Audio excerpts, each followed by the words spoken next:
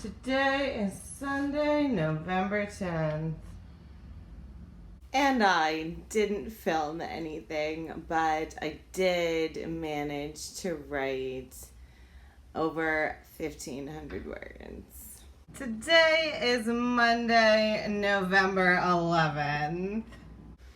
And I didn't manage to film anything, but I did write over 1,000 words. Today is Tuesday, November 12th. And we had a terrific snowstorm.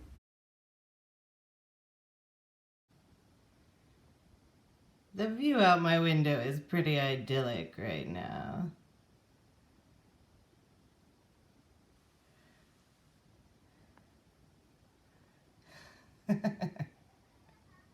And I finally managed to write more than the 1667 instead of less. I wrote 2,100 words.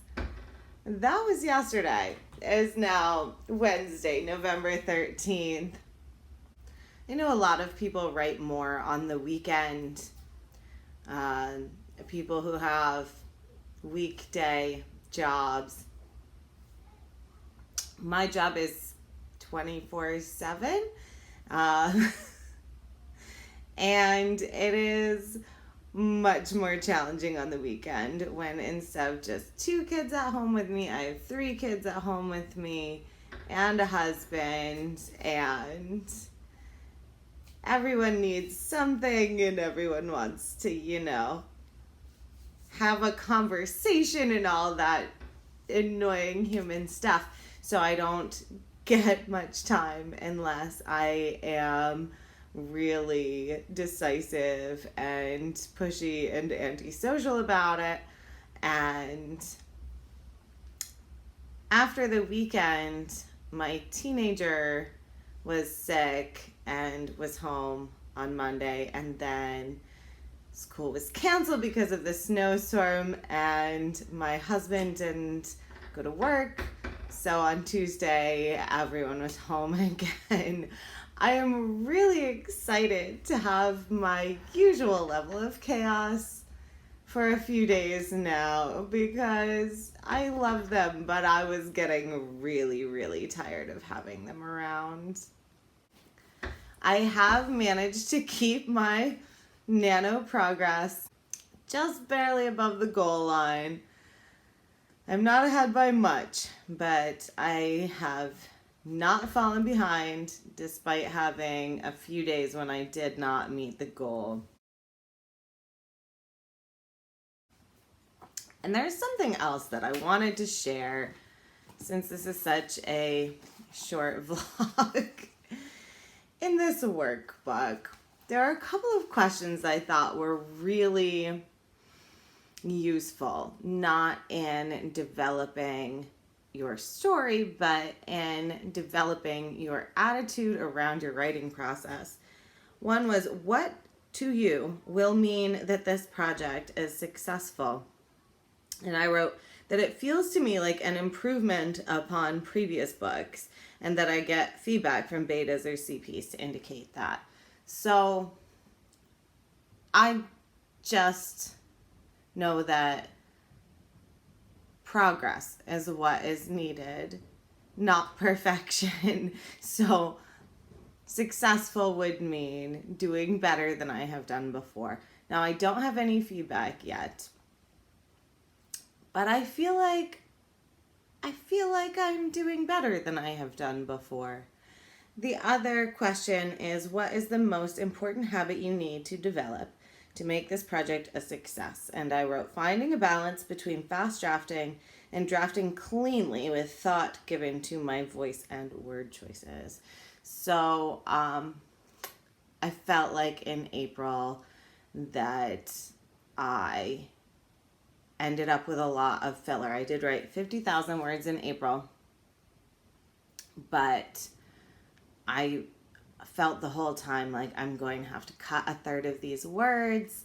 It's unnecessary dialogue in particular, and just filler words because I was trying to go so fast. And I was happy that I wrote so much so quickly. I had never done anything like that before. But I haven't even gone back to reread that project, which I did finish over the course of May and June. And I'm intimidated by how much I'm going to have to cut. I don't think it needed to be more than a 75,000 word draft, probably. And it was 97 by the end.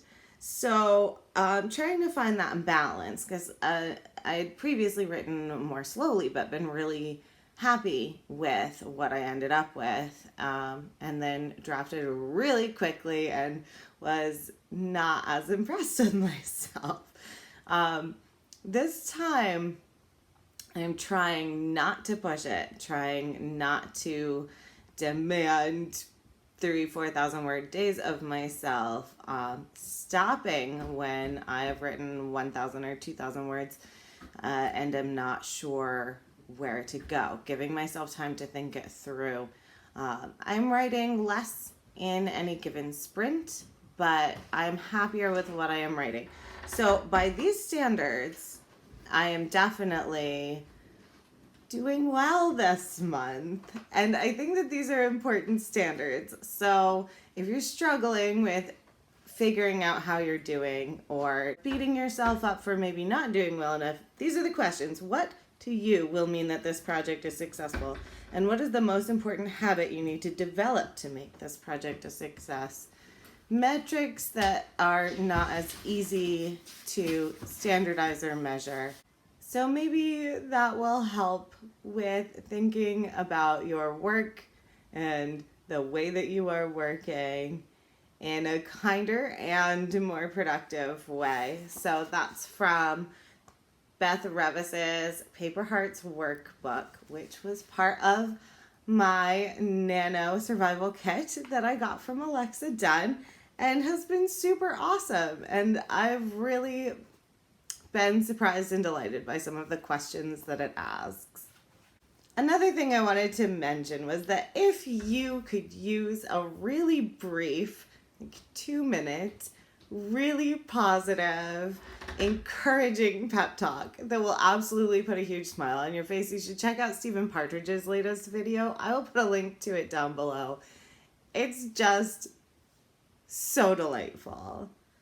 So until next time, I am Moon Petrie, and I would like to ask you, what to you will mean that your project is a success?